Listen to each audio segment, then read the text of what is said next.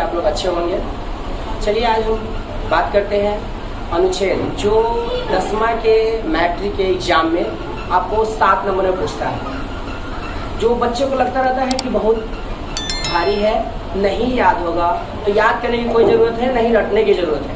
एक बार सिर्फ ये देखिए, आपको 100% है, ये उम्मीद है कि आप यह इसमें 7 नंबर एक बार देखने से आप बोर्ड के एग्जाम में ला सकते हैं। जैसे आज हम आप लोगों को बताने जा रहे हैं गंगा नदी पर ये अनुच्छेद आपको 7 वाक्य लिखना है और बोर्ड के एग्जाम में 7 नंबर लेकर आना है। मात्र 7 वाक्य बोर्ड के एग्जाम में।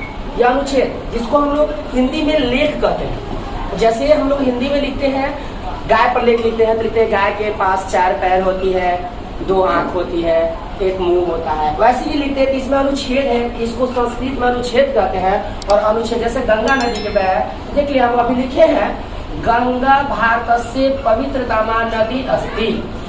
कहने का इसका हिंदी यह हुआ गंगा भारत से, इसका होगा भारत का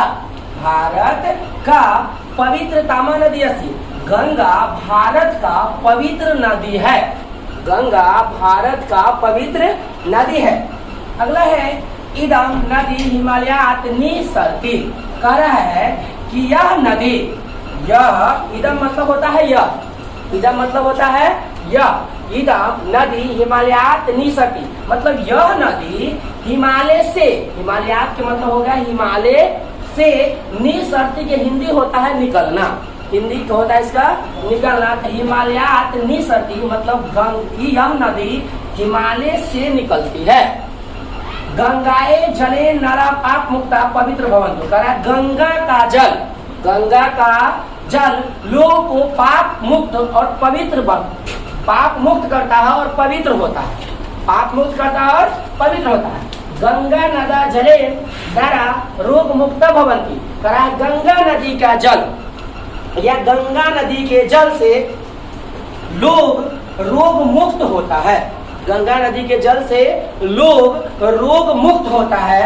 इसके बाद है गंगा जले प्रदूषण न प्रयास। करा गंगा जल में प्रदूषण मतलब गंगा जल में करा प्रदूषण या पूरा कचरा न फेंके।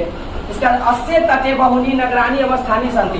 करा इसके किनारे, इसके तटे का मतलब होता है किनारे, इसके किनारे बहुनी, बहुन मतलब बहुत सी, इसके किनारे बहुत से नगर अवस्थित है, बहुत से नगर अवस्थित है। इसके बाद है नदीसु गंगा पवित्रतमा वर्तते। करा है नदियों में गंगा पवित्र नदी है। नदियों में गंगा पवित्र नदी है। इसे अब यही है आपका 7 नंबर। यदि आप ऐसा होगा समझ जाइएगा। यदि आपको कोई प्रकार के ऐसा होता है जिसका आप इसका हिंदी नहीं जान रहे, शब्दार्थ नहीं जानता, आप कमेंट में बताइए और उसका आपका हम हिंदी बता देंगे। रख हौसला, वो मंजर भी आएगा, प्यासे के पास चलकर समंदर भी आएगा। थक कर न बैठ ए मंजिल के मुसाफिर, मंजिल भी मिलेगी और मिलने का मजा भी।